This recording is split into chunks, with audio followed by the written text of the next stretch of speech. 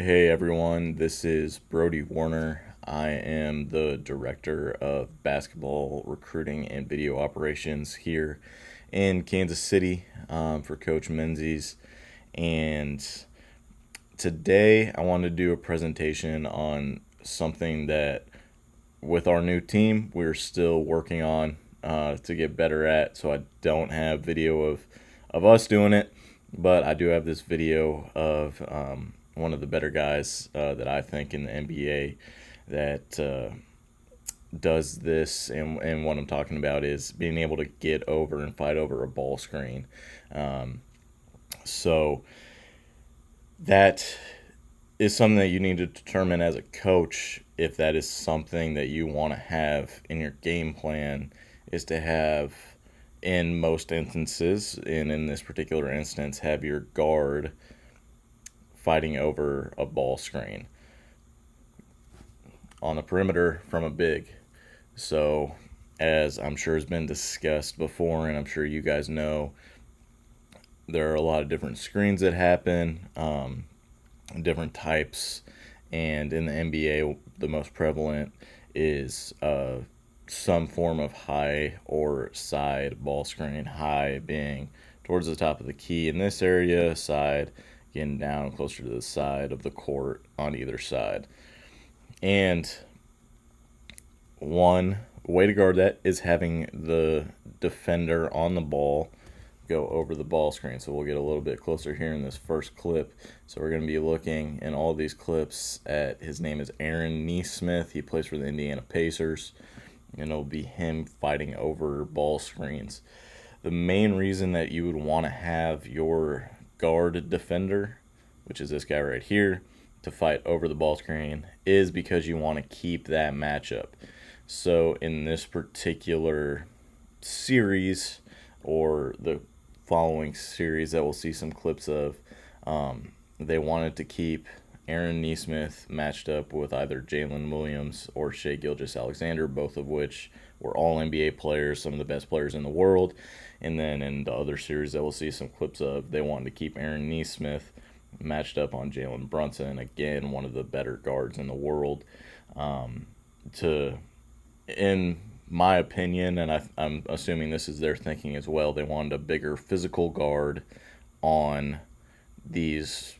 This is a big physical guard, but a little bit skinnier, and then Jalen Brunson, as I'm sure you guys know, is a little bit smaller. They wanted a bigger, stronger defender to stay on them, and they didn't want to switch, create mismatches, and all that stuff that I'm sure you guys know about and have talked about on these Zooms before. So we'll just run a couple clips and see Aaron Nesmith, how he knows that the screen is coming. That is on the man that is screening. It's on his defender to call it out. You can tell that here Tyrese Halliburton is calling out this screen.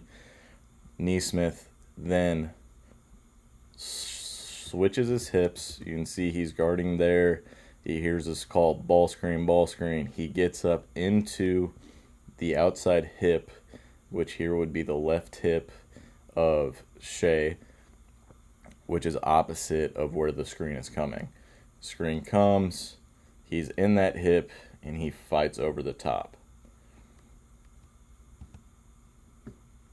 Okay, there's another one. He gets over that one really well. Okay, you can see now it's a big man setting the screen, so this is a little bit more important that you don't want to switch it. The previous one, you had a guard on him. This one, it's a big, so you definitely don't want to switch the big out. So, screen coming, hear the call, get up on his hip, and here he goes. He just avoids getting hit, gets over the screen. So that's step one, which we've seen already. The next step, we'll see a little bit more in these other clips, is to get from this position right here where it looks like Jalen Brunson, the guy with the ball, has the advantage. Our defender needs to get back in front of the ball and square him back up. And here he goes.